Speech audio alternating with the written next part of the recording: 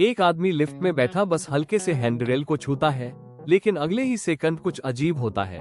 वह हाथ में पकड़ी कॉफी फेंक देता है। फिर अचानक उसके घुटने मुड़ जाते हैं और वह नीचे गिर जाता है। महिला घबरा कर पूछती है कि उसे मदद चाहिए क्या, लेकिन अगले ही पल आदमी के मुंह से सफेद धुआं निकलने लगता है। फिर वह बिना आवाज के जमीन पर गिर जाता है। लोग कुछ समझ पाते इससे पहले ही सड़क पर और भी लोग उसी तरह गिरने लगते हैं। सबके चेहरों पर लालिमा छा जाती है, आंखों और मुंह से धुआं निकलता है और वे एक के बाद एक गिरते जाते हैं। सब घबराए हुए थे। तभी एक आंटी को कुछ अजीब महसूस होता है। उसे लगता है कि जब लोग हिलते हैं तब ही मरते हैं। उस समय सड़क पर ज्यादातर लोग गिर चुके थे, केवल कुछ ही लोग बिल्कुल शांत खड़े थे। पुलिस को खबर मिलते ही तुरंत मौके पर पहुंचती है। मामला बहुत अजीब होने पर वे एक ऐसे डॉक्टर को बुलाते हैं जिसे बहुत अनुभव होता है। हवा से फैलने वाले वायरस की संभावना को खत्म करने के बाद डॉक्टर अपनी टीम के साथ मौके पर पहुंचता है। धुआं निकलते शरीरों को देखकर डॉक्टर को लगता है कि ये लोग प्राकृतिक रूप से मरे हैं, लेकिन आखिर क्या चीज उन्हें जलाकर मार रही है। डॉक्टर जांच शुरू करता है, लेकिन कोई सुराग नहीं मिलता। फिर वह एक बचे हुए व्यक्ति का खून लेने जाता है और देखता है कि उसकी उंगलियों पर काला पदार्थ जमा है। हॉल में उठते सफेद धुएं को देखकर डॉक्टर को अचानक कुछ समझ आता है।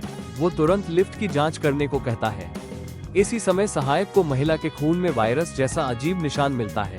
ये भी अजीब था। अगर वायरस हवा में होता तो सब बीमार होते, अगर लिफ्ट में होता तो पहले छूने वाले लोग पहले मरते। डॉक्टर किसी नतीजे पर नहीं पहुंच पाता। तभी पुलिस को लिफ्ट में बड़ा सुराग मिलता है। डॉक्टर ध्यान से देखता है और उसका चेहरा गंभीर हो जाता है। उन्हें एक छोटा सा आंतरिक झिल्ली वाला माइक्रो मशीन मिलता है। ये खुद को अनंत बार कॉपी कर सकता है और बहुत ऊर्जा जमा कर सकता है। जब इंसान शरीर को हिलाता है तो ये मशीनें सक्रिय होकर शरीर को अंदर से जला देती हैं।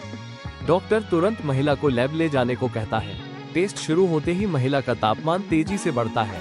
10 सेकंड में ही तापमान 105 पार कर जाता है। वो लगभग जलने जैसी हालत में पहुंच जाती है। शाओ मेई घबरा जाती है। वो गहरी सांस लेती है और महिला का हाथ पकड़ लेती है। अचानक आसपास की सारी चीजें जैसे कट जाती हैं और अगले ही पल महिला का तापमान तेजी से गिर जाता है। इस तरह डॉक्टर एंटीडोट बना लेता है और मॉल में फंसे सारे लोगों को बचा लेता है। बाद में शाओ मेई पूछती है कि अभी क्या हुआ, लेकिन डॉक्टर भी समझ नहीं पाता। इसी बीच पुलिस को निगरानी कैमरों से पता चलता है कि माइक्रो मशीन रखने वाला शख्स वही है जो पहले जेल से भाग चुका था, जिसका नाम शाओ बाई था। लेकिन डॉक्टर के अनुसार इतनी उन्नत मशीन बनाना शाओ बाई के बस की बात नहीं थी। यह उसके पुराने दुश्मन लाओ बाई का काम हो सकता है। लेकिन लाओ बाई तो 7 साल पहले कार दुर्घटना में मर चुका था। ये बात डॉक्टर को बेहद चिंतित कर देती है, क्योंकि लाओ बाई की बुद्धि पूरे शहर को नष्ट करने के लिए काफी थी। रात होते ही एक बड़ा हादसा हो जाता है।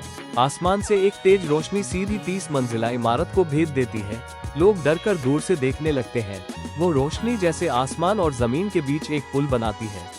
डॉक्टर को शक होता है कि यह लाओ बाई का ही काम है। वो बताता है कि यह सूरज की रोशनी को सैटेलाइट से फोकस कर जमीन पर डाला गया है। और इससे भी बड़ा खतरा ये था कि उस इमारत के 30 मीटर नीचे एक बड़ा तेल का भंडार था। अगर यह रोशनी उस पर पड़ी तो पूरा शहर एक झटके में मिट सकता था। डॉक्टर तुरंत लोकेशन निकालता है। शाओ मेई और उसके साथी को वहां भेजा जाता है। वे 2 सैटेलाइट रिसीवर देखते हैं और अलग होकर दोनों को बंद कर देते हैं। रोशनी धीरे धीरे खत्म होने लगती है, लेकिन तभी एक रहस्यमयी आदमी पीछे से शाओ शुआई पर हमला कर देता है।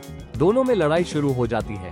शाओ मेई जैसे ही बंदूक उठाती है, 2 सुरक्षा गार्ड उस पर भी बंदूक तान देते हैं।